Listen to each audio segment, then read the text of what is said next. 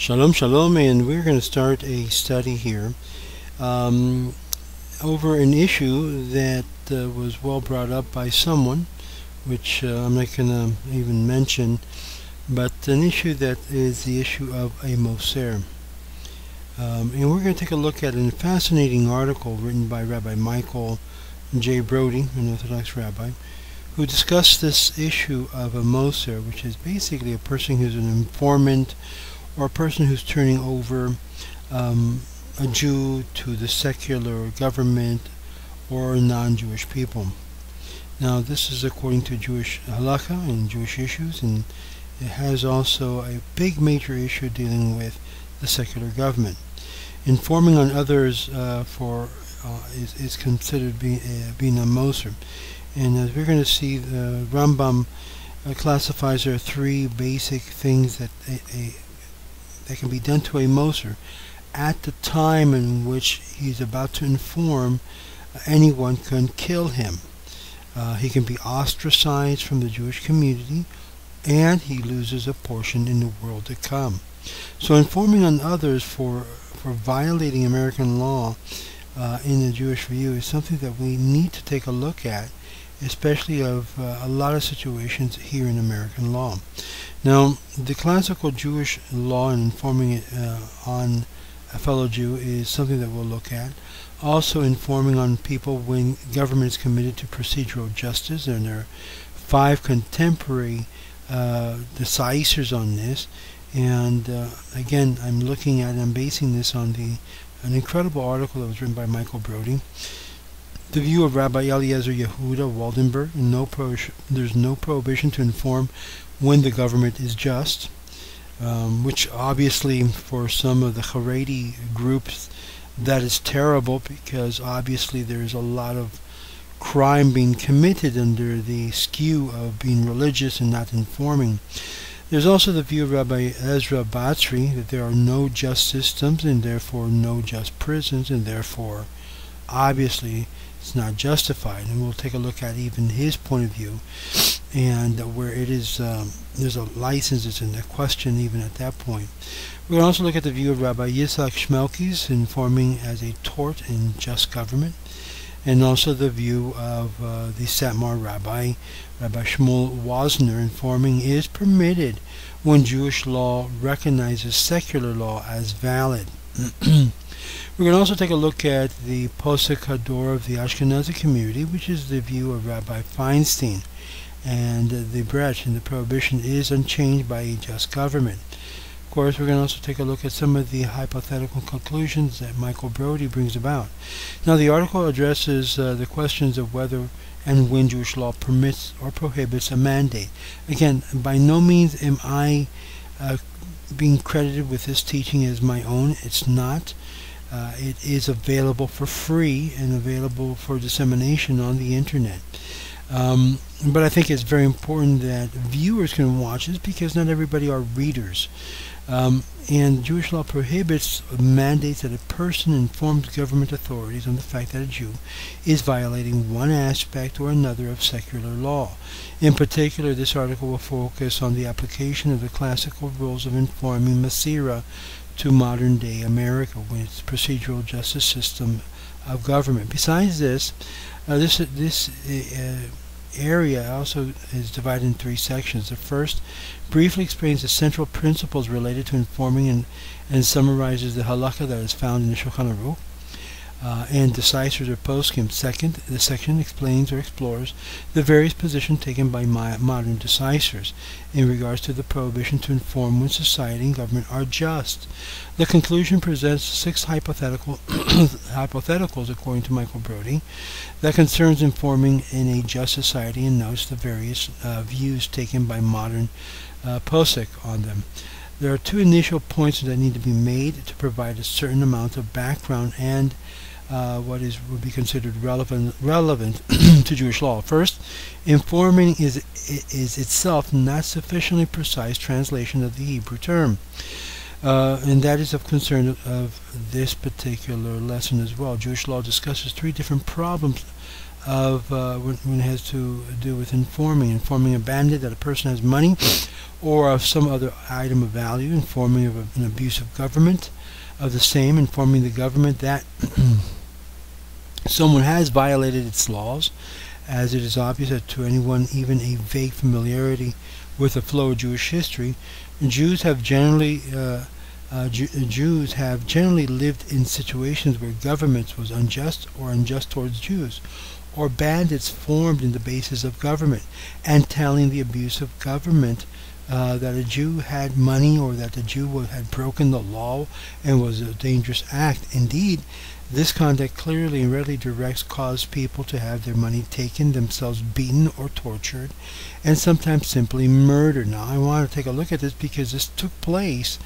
Also, an issue that is very relevant to Jewish history, in particular one which also crosses a co-religiousness, which is Christianity, and this is the issue of the betrayal of a Jewish leader of that time, a rebel by some, and that we'll take a look at this law in particular because it was in effect even during the time of Jesus in the first century, in which of course the big libel against the Christians and towards the Jews is the fact that they basically killed their Messiah, which we will take a brief look into that because there's a relevant connection there, because obviously, as we know, one of the things that is issued there is that the the leadership, the Sadducees had turned over, the religious body had turned over a Jew over to the Roman government. And this becomes an issue that's exactly at the point of this discussion. And the question is it permissible in order to turn a Jew over to save the rest of the Jews? And this is the concept that is being brought about here.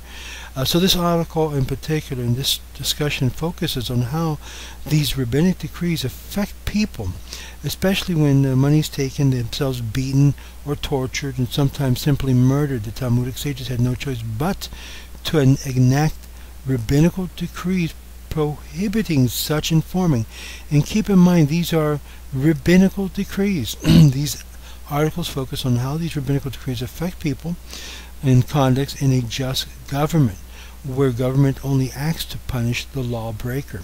Secondly, as will become very clear, this article and this discussion is a proper response to violent criminals, or people whose conduct endangers other people's or the community as a whole. In other words, I would even allege, I even know some rabbis whose conduct is very dangerous to the general community, should be removed from office, be removed as a rabbi of the community, because there is mental instability in such persons.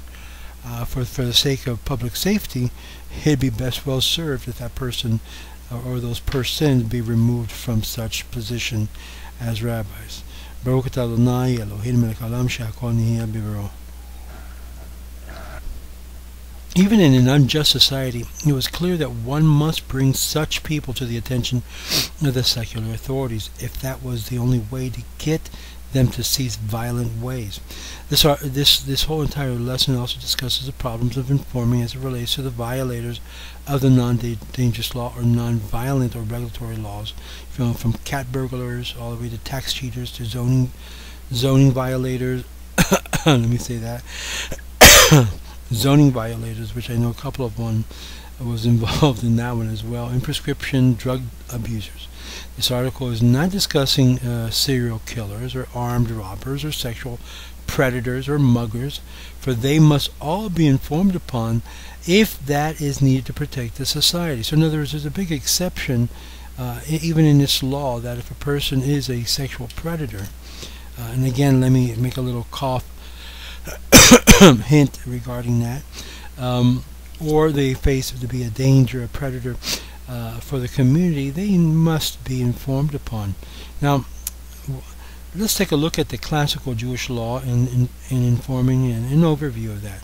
Even though Jewish law expects people to observe the law of the land, and even imposes that obligation as a religious duty, the Talmud recounts a number of places that it is prohibited to inform on Jews, to the secular government, even when their conduct is a violation of secular law, or even when their conduct is a violation of Jewish law, where there are a number of exceptions to this prohibition, which are explained further in this teaching. The essential halakha was that Jewish law prohibits such informing absent specific circumstances. Even if secular government were to incorporate substantive Jewish law into secular law and punish violations of what is in effect Jewish law, Jews would still be prohibited from cooperating with such a system.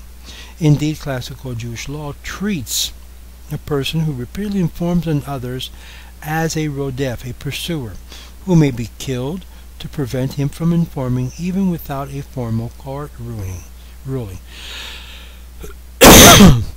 We're talking about court ruling as being a bet din, not a secular court, obviously. The prohibition of informing derives from 3 different Talmudic incidents, whose central theme is that of informing on a Jew, so that others take the property of the one informed upon is both prohibited and tortious. One, the Talmudic incident clarifies that the act of informing causes one to be the formal status of a pursuer, whose life may be taken to prevent the act of informing from occurring. In other words, once the person is known to be a pursuer, one can take what they call action against their life to prevent the informing from occurring. But after the informing has taken place, that action cannot be taken. The reason for this rabbinical decree positing the informer, a Moser, is a life-threatening pursuer, a rodef, is simply stated by Rabbi Asher. One who runs to inform so that Jewish money is given to a bandit, anas, is analyzed analogized by the rabbis to one who is running after a person to kill him. This is seen from the verse of Isaiah 51 verse 20. Your children lie in a swoon at the corner of every street, like an antelope caught in the net. Just like when an antelope is caught in the net, the hunter has no mercy towards it, and so too the money of a Jew. Once it falls into the hands of the bandit has no mercy on the Jew. They take some money today, and tomorrow all of it. In the end, they capture and kill him, and since perhaps he has more money, thus an informer is like a pursuer to kill someone, and the victim may be saved at the cost of the life of the pursued. Excuse me. According to Rabbeinu Asher, what makes informing worse than any other act which improperly damages another Jew is that the informing puts a person in danger of life and limb. Even when the initial act of informing is over a small money matter, once one is enmeshed with these types of people, one can never tell what will happen. Even death can result. Thus, one who informs is like a pursuer who might kill. And let me suggest this, that even a person who may be even just slightly accused of being an informant is basically becoming, to a certain extent, like the one he's informing on. In other words, a rodef.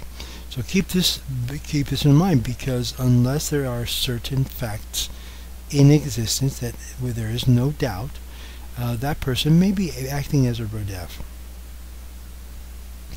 Thus, Mordecai states that the matter is a little bit differently, and he writes, even though as a general matter we do not push into the pit to kill any tortfeasor, even a thief or an armed robber, the reason an informer is different is that the pagans gain and the Jews lose through this conduct. This is disgusting, and one who regularly trains himself to engage in such informing to pagans, his status is worse than other tortfeasors. Now, pagan is a very specific legal term that refers to non-Jews who do not believe in one God. So keep this in mind. This is not speaking of Noahide who believed in a system of justice. So keep this in mind as we're looking at this. According to Mordecai, informing is different from any other act which damages another because the rabbis decreed, and it is this whole issue of Moser is a rabbinical decree, It does not come necessarily from the Torah, although you may find some inference from it. But his informing is direct, different from any other act which damages another, because the rabbis decreed that a person who regularly involves himself in ensuring that Jews losers and Gentiles improperly gain is engaging in an evil activity and forfeits his normal right as a Jew. A complete review of the rules related to informing is both complex and really beyond the scope even of this shiur, but a simple understanding of the nuanced rules is needed to understand why just government might be different. 8 sets of rules can be given. That outline is a general approach of halakha, which it takes. Now, why do we talk about a secular government whose rules are just and it pursues justice? Because, like it or not, everyone who is considered a citizen of such a state has to abide by the same rules, the rules of the Medina, and thus any of its citizenry, with exception of religious beliefs, are judged under the same law, which means it does not matter if the person who stole, who cheated, who evaded is a Jew, a Muslim, or Christian, or an atheist at that will. It abides upon all. It is prohibited by Jewish law to inform on a fellow Jew to a Gentile, whether the act of informing is about monetary matters or physical security.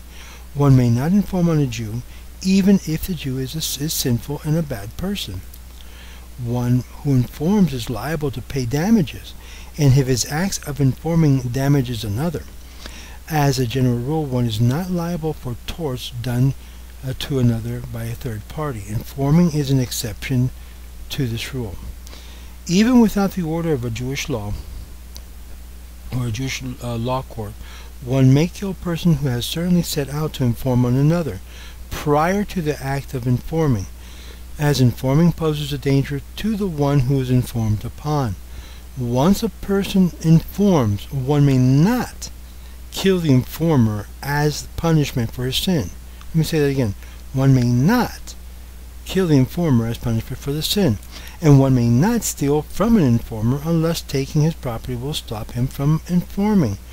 One who regularly informs may be killed without a warning.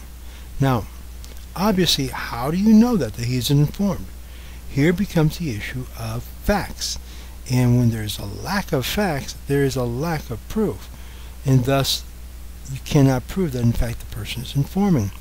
One who troubles the community through misconduct may be informed upon. So too, one who engages in conduct that endangers members of the community may be informed upon.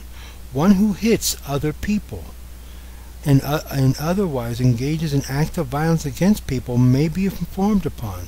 So, in other words, those who accused of informing may themselves, if they're seen to be as a bully and have done harm physically upon other people and people close to them, may also be abided upon the same issue and may be informed upon. In other words, you have a person who's an abuser, a husband abuser, you can call the cops and have him arrested. You know, a person who has a violent temper, whether it be a Jew and he's going to harm a whole group of other Jews, you can call the authorities. So please, let's take a look at this a little bit further.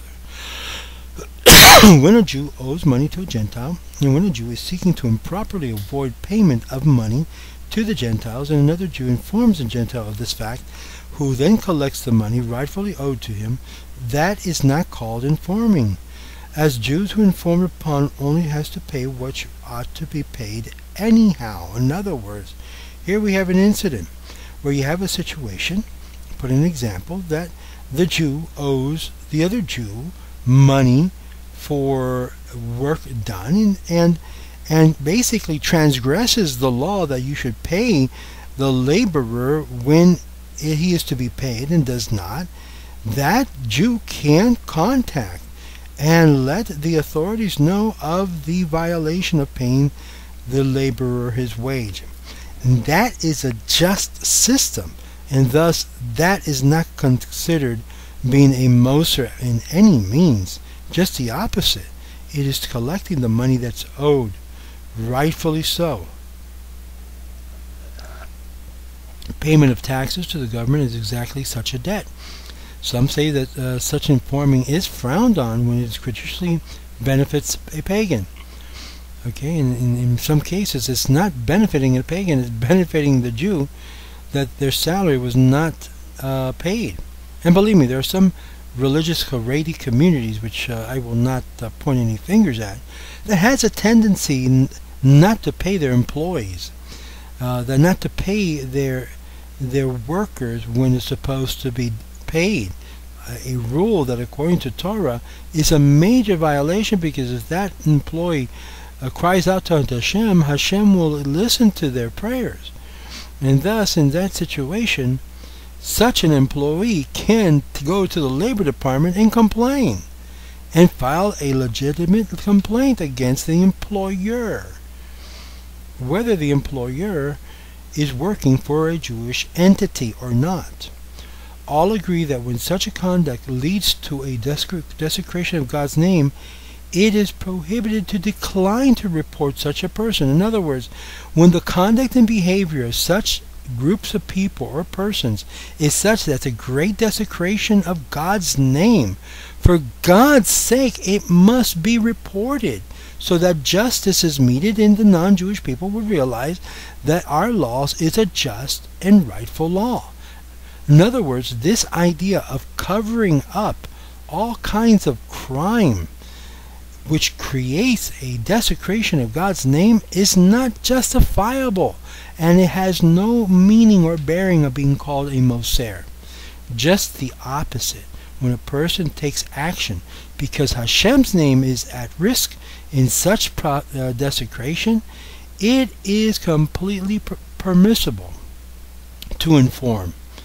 Now, I want to state point blank for this videotape, I by no means have ever done any such informing, and those who would say I did are falsely accusing me.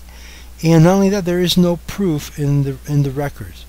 But those who basically owed me money and did not have access and knew that they were not going to pay me, obviously there are means in which every Jew as well as every citizen has access to make sure that they are paid their fair wages. A Jew who is threatened with physical harm unless he informs on another is not called an informer. If he delivers information, he is not liable for the damages called. There is a dispute as to whether such conduct is proper or simply immune from liability. There is a dispute about whether a Jew who is threatened with economic harm unless he is illicitly informed on another is called an informer or not, whether such conduct is permitted or not. Now, many authorities rule that no liability is present if one informs on another to save one's own property without gratuitous intent to hurt the other person.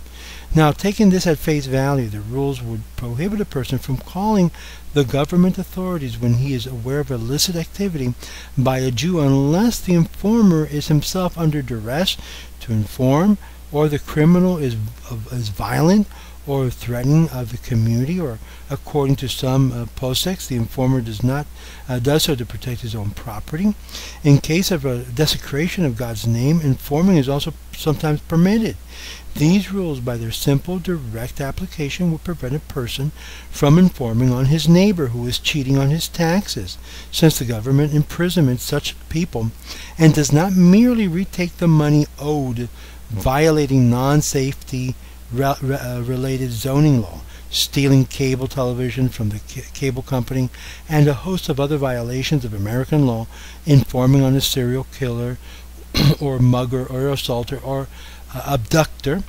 In other words, when a person, in particular a Jew, takes a child whose custody is under their mother's custody or father's custody against the will of the physical parent, and decides to take them out for a trip against their wish, that person basically can be informed on and have that person arrested for violating the civil law as an abductor. a child abuser or any other violent criminal would be also permitted. Now we're going to take a look at such other governments and other different rules, because one of the things that there's a tendency to take place in the religious community, Haredi or Hasidic community in particular, is that they protect a lot of the abusers, a lot of the child molesters, pedophilia. People may think that this is not a big rampant problem. One of the known and well-known therapists in our community, Dr. Feldman, had informed me some time ago that over 10% 10% of the Hasidic and Haredi community in New York is plagued with this problem. Plagued with this problem. So imagine what we're talking about when we're talking about informing. And of course then the Jewish community and the parents are completely tied, because they don't want to inform on a fellow Jew, especially rabbi, that their behavior and conduct is not only immoral, but when discovered, it is a desecration of God's name. My friends, the law was there to protect and serve. It's a just law. We're not snitching on a fellow Jew to basically get them back or revenge. It's there to protect. As a matter of fact, there was an incident about 2 or 3 years ago that I contacted a particular rabbi in the community over the same issue, Rabbi Weberman, and he gave me the green light. They said, you know what, you have to protect the life of a human being. You have every right to not only call and inform, but let others know about it. In other words, this issue to inform and put pressure so the person would stop his misconduct. And let me say that again, his misconduct. There's no justification for such a misconduct, especially from a leader or rabbi from the community. Now, how do the halakhic rules of informing apply to a just government of laws with non-discriminatory laws properly enforced by police who obeys the laws and who punish people in accordance with its laws, is the question that we're going to address now. This section makes certain assumptions about the nature and operation of American law that needs to be stated, and this section is predicated on this assumption. There are at least 4 specific assumptions that are posited in this section about the nature of American society and its government. The American government of the United States of America and various states in the government units are just and proper governments that do not, as a general matter, punish people beyond the dictates of secular law. They are not corrupt governments. Governmental actions are not generally motivated by anti-Semitism, and the conduct of governmental officials is not anti-Semitic. As a matter of fact, American law, people cannot be compelled to go to a Jewish law of court to resolve their claims against them if they do not wish to submit it to a bed din. In other words, in one other case that I had against a gentleman who basically had approached my organization and had fraudulently skimmed the monies off people who were going to learn with our organization, and when I brought it to the bed din here in Florida and also in New York, they gave me the letter to go ahead and pursue. And I advised the community of this, and they ignored it. And until this person began to steal and do everything, they began to take notice. Unfortunately, everything is swept under the rug, especially under the Hasidic umbrella or the Haredi umbrella. Everything is swept under there. Very similar like in the Catholic Church. The issue of pedophilia was basically covered up. I think we need to wake up to the reality that something that is wrong no matter what religious position you may hold. According to American law, it's a violation of the laws of the land, and it should be prosecuted. Now, as a matter of fact, American law, Batei Dins, are unable to adjudicate matters that require physical punishment, incarceration, restraint of people, and cannot respond in an emergency situation when force is needed, unlike during the period of time of Rome. When Rome had occupation, the Jews did not have the power to adjudicate incarceration and physical punishment or death penalty, which was the case that you will see If those of you who have read the Christian Bible, the New Testament was the case with Jesus, in which the leadership had informed the Romans of a violation of Roman law in order to put Jesus to death. And this is an issue that we'll take a look at in a few seconds here, where a group of religious Jews, even though they were not part and parcel, had turned over a fellow Jew in order to take care of the problem as a rebel rouser, as it were. And so we find here that although Jews did not kill Jesus, in fact, they did turn him over. And this is not, even in the Talmud it makes reference to that. They basically was turned over. As will be shown throughout the section, disagreeing with any one of these four factual points will frequently lead to significant changes in the applicable Jewish law of informing.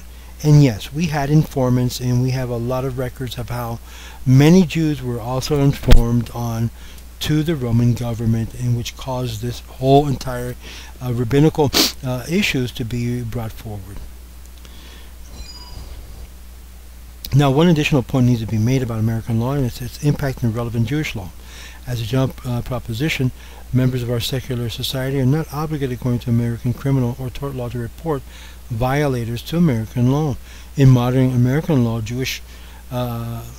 unlike Jewish law, if one did not cause a violation or have some other special relationship either with the victim or the criminal, one bears absolutely no legal obligation to intervene to stop a crime or even call the police.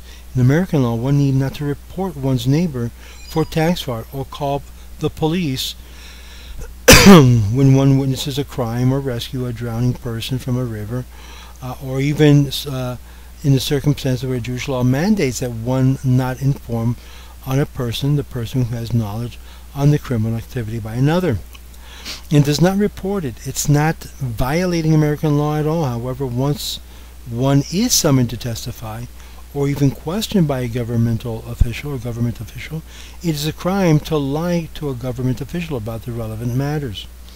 Now, there are no less than 5 different halakhic answers that have been presented with regards to whether the prohibition against informing applies to a just society. And these 5 views can be summarized as follows. The rule of informing have not changed at all. They are independent of the status of government as just or unjust. Informing is thus only permitted in the case of harm to others. In other words, you have a perfect incident. For example, those of you who were basically aware of the happenings of the Rabashkin situation, where witnesses came about of how many people were actually harmed by some of the actions that were taken against people who were both Jewish and non-Jewish. I'm not going to go into that in all details, but a lot of people were harmed. So in this such a situation, that would have been permissible. The rules of informing have not changed. Now, an informer is not a pursuer anymore, but the informing is still a tort, and one who informs on another without cause is liable for the damages caused. Informing is tort, no different than damaging a person's property with a baseball bat. Now, even a just government behaves improperly sometimes and runs jails that are improperly placed, and the presence of even occasional improper behavior by government or its agents or its prisons justifies a prohibition of informing. Thus, the rules of informing have not changed. There's no prohibition of informing to the secular government when the secular government is enforcing a law that Jewish law deems valid under the law of the land, or according to the obligation of Gentiles to create a proper system of dinim, law. In other words, is these laws in order to protect the general society? Are these laws safe and just? Are these laws there to protect all the members of that society? And we're going to see that most of these laws that were protected or enacted, when it has to do with even labor laws, when it have to do with even racketeering laws, and a lot of other laws that I can mention, is for the protection of the society. Imagine for 1 second, had a Jew knew about Maydorf's scam before it arrived to the point where it arrived to. It would have been an incredible mitzvah to stop him, mitzvah to inform on him. Instead, they allowed him to go to such a level, because of obvious greed, to the point where his action caused literally a desecration not only of Hashem's name, but of the reputation of Jews in general, marring all of us with one stroke. So this is one thing that needs to be considered. Now, as has been made clear throughout this work of Rabbi Brody, which I think is a fantastic work, these 5 views are not discussing serial killers, armed robbers, sexual predators, neither muggers or similar violent criminals. They must be all informed upon that is needed to protect, and we've said that already. The view of Rabbi Eliezer Yehuda Waldenberg is no prohibition to inform when a government is just. The view that the prohibition of informing does not apply to a government that protects property right is generally governed by the law and order. It's articulated in Rabbi Yechiel Michael Epstein in his Restatement of Jewish Law in the Aruch HaShulchan. He states, as is widely known in the times of old, in places far away, no person had any assurance in the safety of his life or money, because the pirates and the bandits, even if they took upon themselves the form of government, it is known that it is true nowadays in some place in Africa where the government itself is grounded in theft and robbery. One should remind our people of the kingdoms in Europe, and particularly of the rulers of Tsar, which unfortunately a lot of the Haredi and those who does these accusations, they come from this system of government, and therefore they think this is still applicable in American law. And his predecessors in the kings of England, who spread their influence over many lands in order so that people should have confidence in the security of their body and money. This is the whole pursuit of life, happiness, and the pursuit of, life, health, and the pursuit of happiness, stated in the United States. The wealthy do not have to hide themselves so that others will not loot or kill them. On all of this, the presence of looting and killing hinges on the rules of informing, or Moser, or slandering, malshin, in the Talmud and later authorities. As it will be explained, these rules apply only to one who informs another to bandits, so to endanger the person's money and life, and these bandits chase after the person's body and money, and thus one may use deadly force to save oneself. In other words, I would even be able to argue, based upon this, that any Moser in this government can defend themselves from an accuser of being a Moser.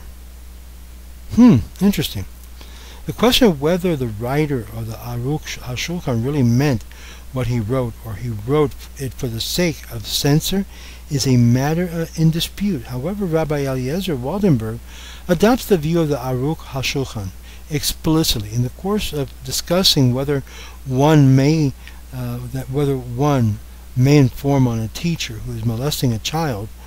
Rabbi Waldenberg states, even in the understanding of the secular court system, it appears that there is a difference between primitive and enlightened government, as noted by the Aruch HaShulchan in Choshen Mishpat 388.7, where he states, every issue related to informing found in the Talmud and Poskim deals with those faraway places where no one was secure with his money or body because of the bandits and pirates, and those who had authorities, as we know nowadays in places like Africa.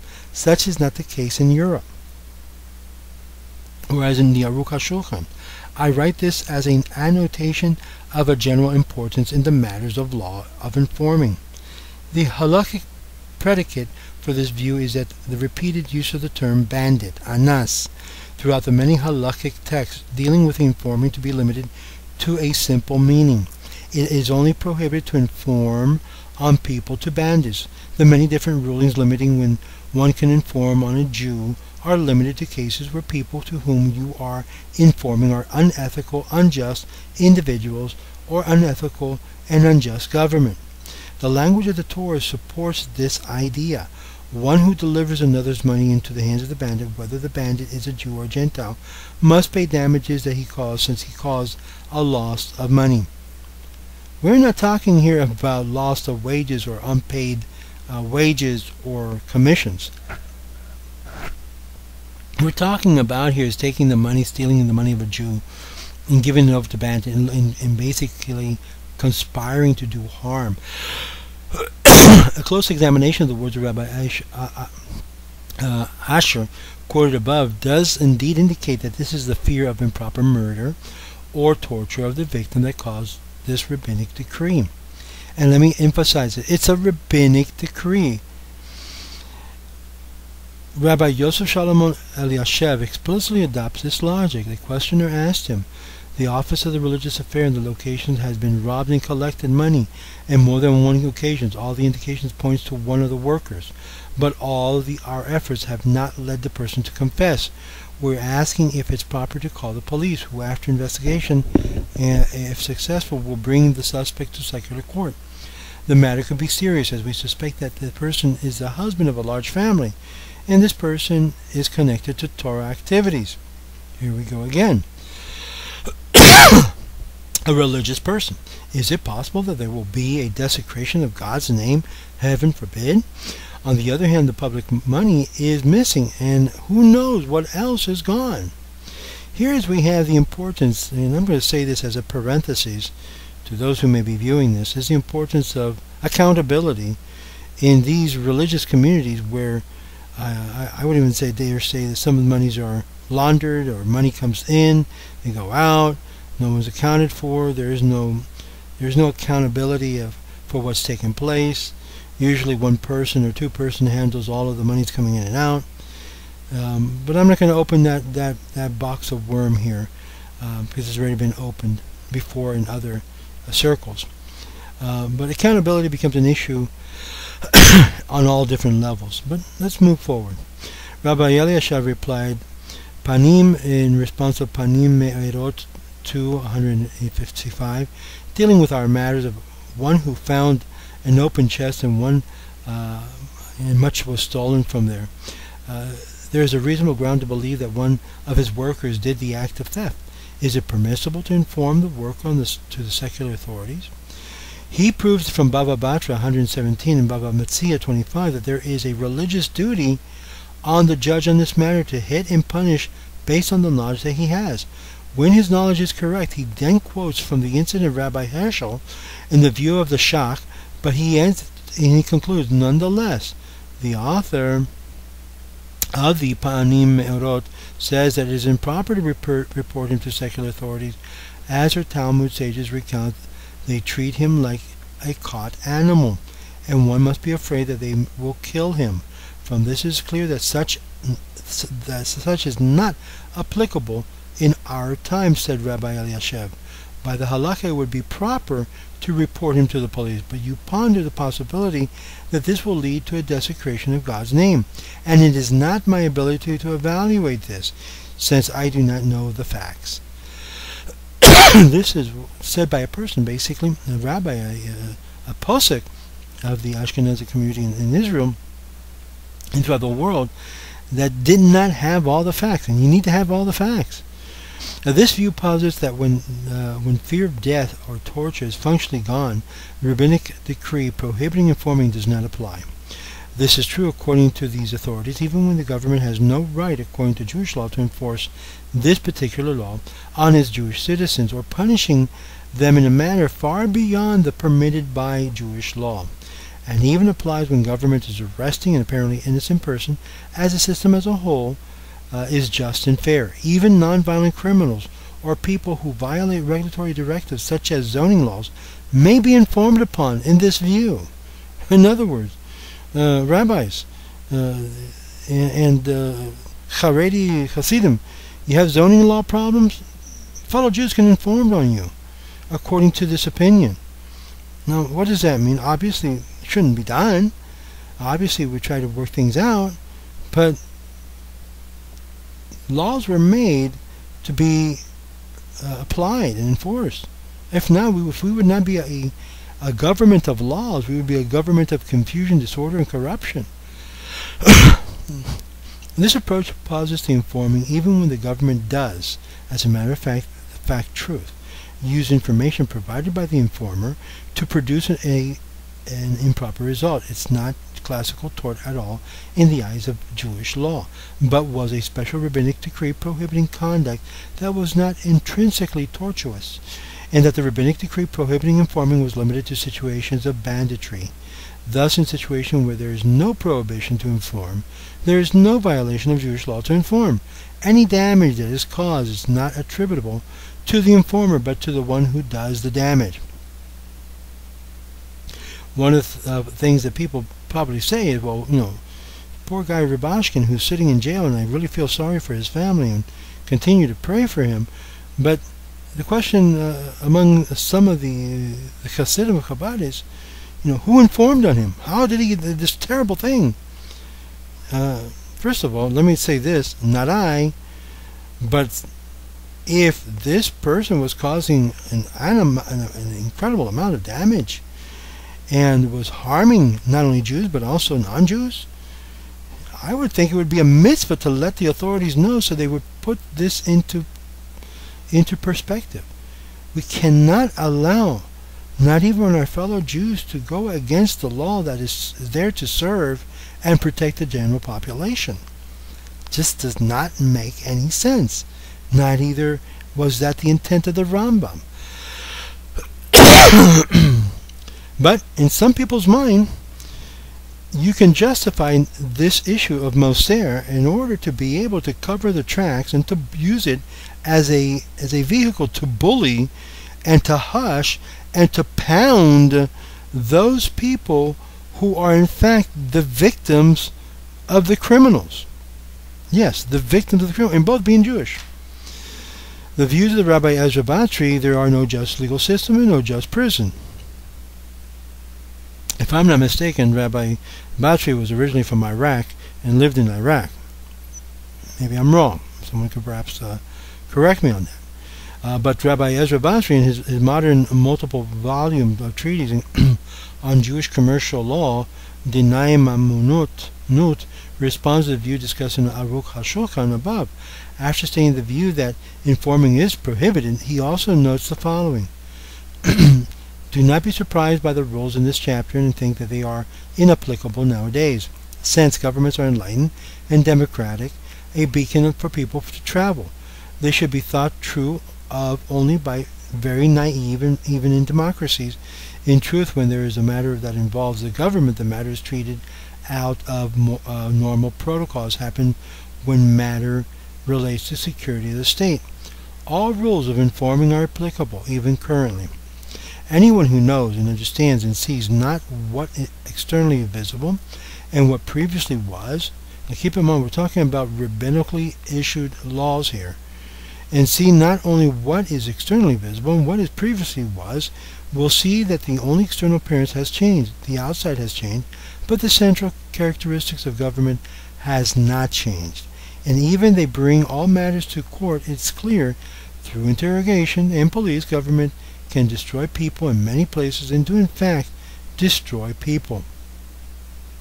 This is also true when it's done on a private level through Batei Dins that have no power of enforcement. Rabbi Batri posits that even when the external justice system seems to work, nonetheless the executive and judicial system is so deeply fraught with exceptions and extrajudicial misconducts and coerced confessions that one must assume injustice will occur, and thus informing on a fellow Jew remains generally prohibited as always. Let's take a look at another opinion. Rabbi Yaakov Yeshaya Blau, author of the multi-volume Petchai Chosin, raises a related point as a possibility. Even if the justice systems work up until the point of incarceration, nevertheless the punishment of imprisonment is analogous to the endangering of a person's life by informing on them in a way that endangers their life, since imprisonment poses the possibility of life-threatening conditions.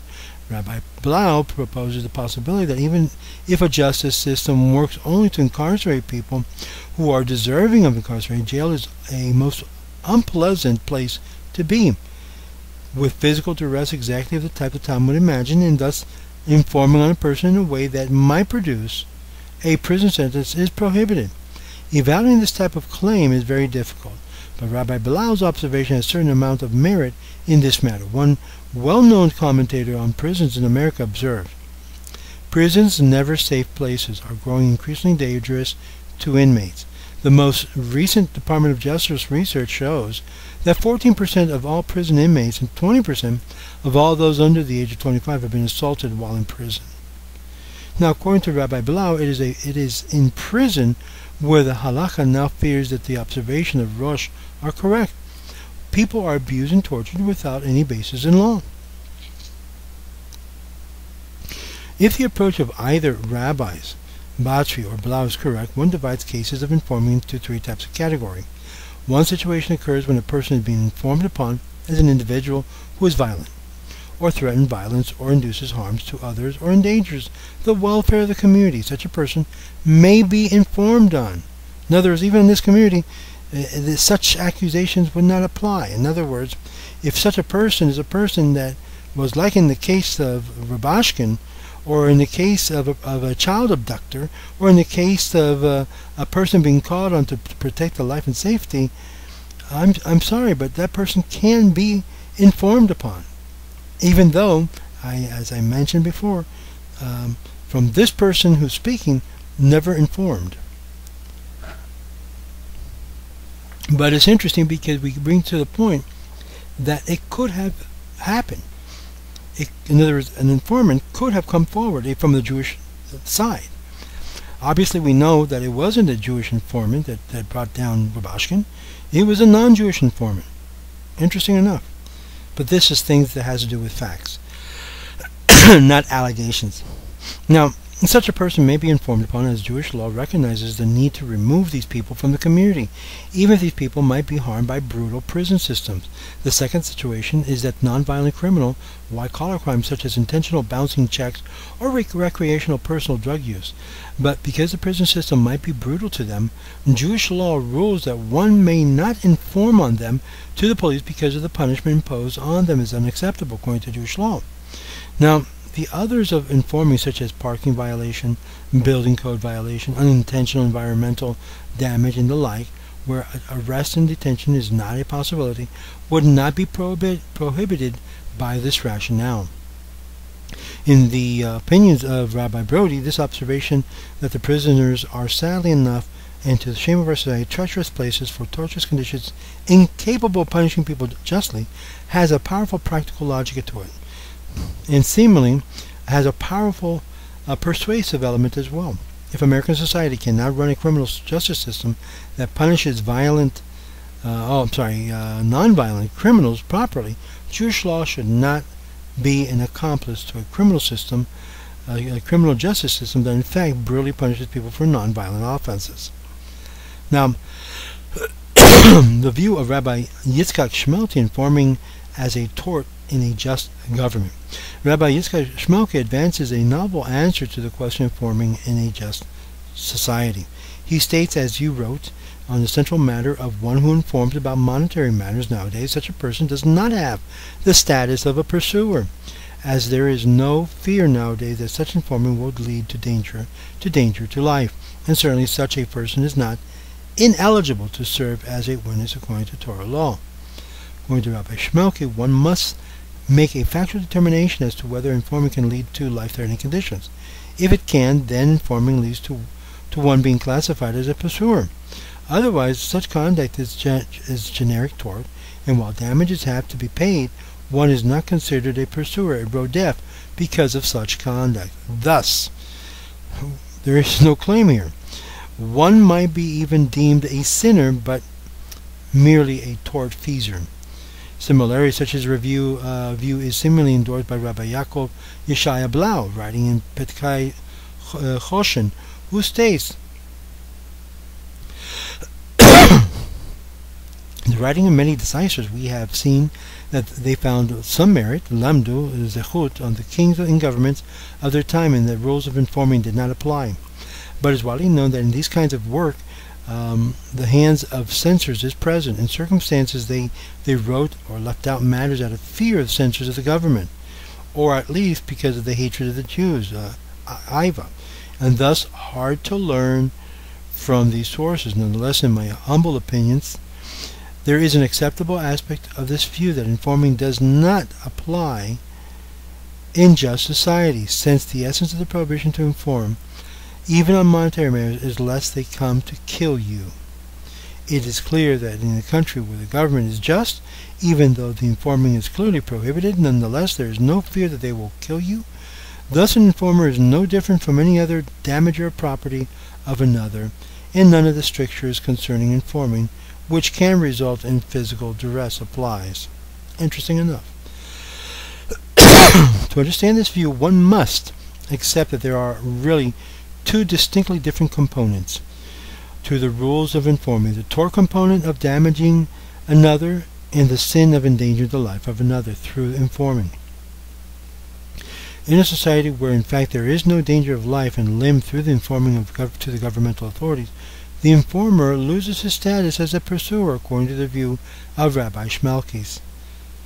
Indeed, although Rabbi Shmelkis does not state so explicitly, when only the tort prohibition is present, the only reason informing is prohibited is because one is improperly damaging the property of another. Absent the danger, both economic and physical informing becomes merely tort. It is unusual to tort according to Jewish law in that the causation the causation is indirect, but would be the essence of remaining rabbinic decree. The informing on another improperly creates liability according to Jewish law. In fact, the halakha does not become much more complex, the halakha does become much more complex in that once informing is treated like any form of damage, it becomes permissible to engage in informing at any time damaging another is permissible. Thus, for example, consider the case of one who improperly disposing of waste oil into another's backyard. If this person's misconduct did halakhically recognizable harm to another, and that person needed to abate the harm being done to him, he could call the relevant governmental organization, which would issue the suitable regulatory remedy.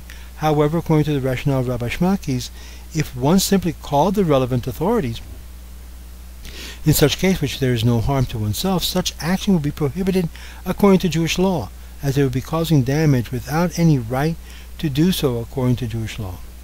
Now one would then be liable for full damages one did, including the liar's fee and the like. Now let's take a look at the view of Rabbi Shmuel Wolzner, which is a Satmar rabbi, more Hasidic in his view, and see what he says on this matter. And I do correct myself. I believe he's a Lithuanian Jew, so I may be incorrect regarding referring him to as a Hasidic rabbi. Now, the view of Rabbi Shmuel Wolzner, informing is permitted when Jewish law recognizes secular law as valid. Another view relates to the prohibition of informing to the legality from the perspective of the Jewish law of the secular government's action. In this view, informing is prohibited only when the government seeks to enforce secular law, and the Jewish law does not consider obligatory upon the Jew, according to Jewish law.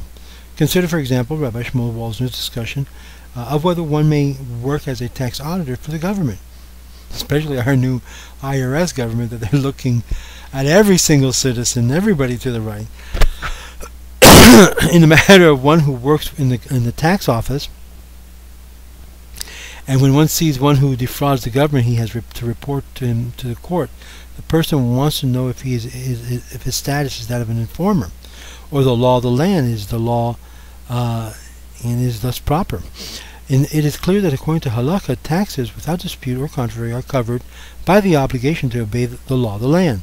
On the question of informing the government, it is clear that from the incident discussed in Baba Metzia 83b with Rabbi Eliezer, who informed upon a person to the government that this conduct was permitted because of the loyalty to the government, even though they said to him, "How long will you hand over God's nation to be killed?"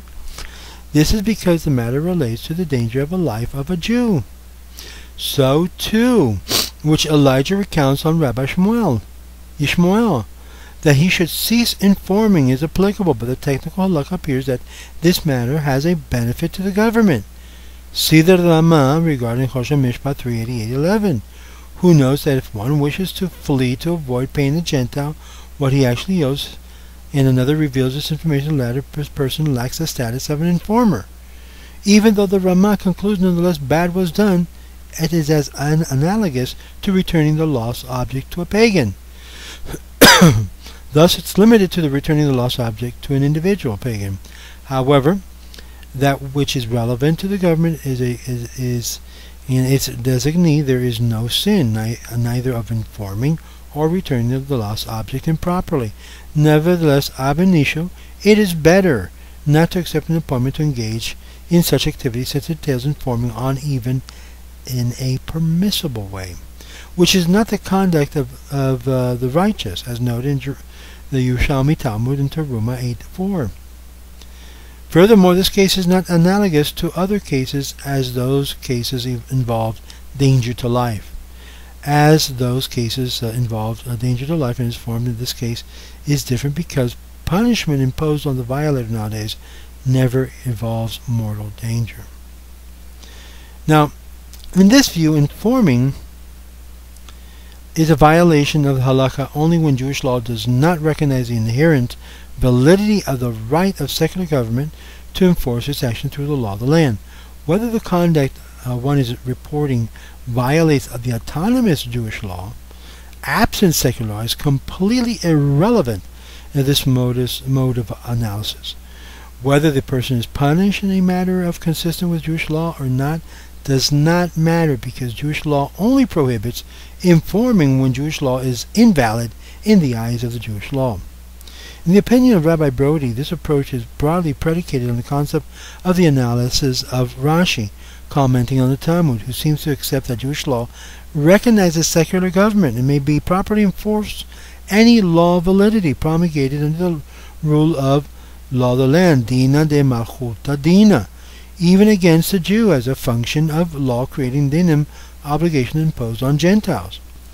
Maintaining such functions, as is collecting taxes, indeed, once one accepts that Gentiles are empowered by the Noachide laws through the commandments of dinim to make and enforce laws, it is not far a leap of logic to observe that such criminal laws once made are binding upon Jews, to the extent that Jewish laws does not mandate a different result.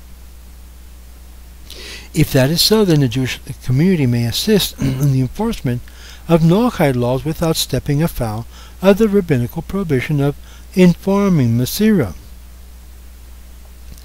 Now, we have much more to go, and I'm going to pause right here because there's a lot more in this article with Rabbi. Let me see how much more do we have to go here. It's a very, very thorough article, and I do invite you to read this article at jlaw.com. That's jlaw.com, articles from Michael Brody, and incredible law articles. And I hope you have enjoyed this, because even though it's been about an hour, a lot of the arguments, and to summarize a lot of this, by and large, even with Rabbi Feinstein's prohibition, which is unchanged, each one of these, to a certain level, allows that the secular authorities have a right to be able to govern criminal actions. And even if a Jew that's involved in informing, there are areas in which it's allowable. So, in the United States, in reality, the issues of being a Moser really is not at all something that in many cases is applicable. And there are certain points which it is applicable. But in the majority of the things, a person owes you money, go to the Labor Department. It becomes an issue of tort. And in tort, most Batei Dinim in the United States don't deal with it. And if they do, a lot of them have been, let me say that this way, bought by one party or the other by giving tzedakah to the dayans. And this is the reality of our situation here. So, unfortunately, in this study, we learn one important thing. Moser, we don't do. But there are cases in which you have to do it, because it's an issue of not allowing Hashem's name to be desecrated. And this should tell every single Jew, religious or not religious, Hasidic or not Hasidic, that you got to live by the laws of the land, my friend. You can't just decide to let a child molester go because, after all, maybe he's a Chabadnik, or maybe he's a Hasidi, or he's a Jew. If he did something wrong, he needs the help and intervention. He needs to be taken care of, and needs to be treated with. But don't sweep the problem under the rug and think it's just going to disappear on you. My friend, that's not going to happen.